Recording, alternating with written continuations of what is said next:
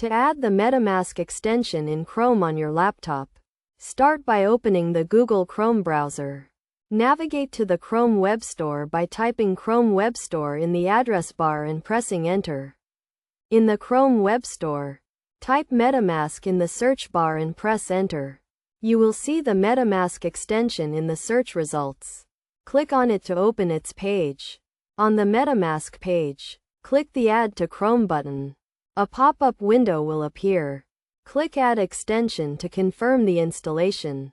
Once the installation is complete, you will see the Metamask icon in the top right corner of your Chrome browser. Click on this icon to open the Metamask extension. You will be prompted to create a new wallet or import an existing one. If you are new to Metamask, click Create a Wallet and follow the instructions to set up your new wallet. Make sure to store your seed phrase in a safe place, as it will be used to recover your wallet in case you lose access. After setting up your wallet, you can use Metamask to interact with decentralized applications and manage your cryptocurrency.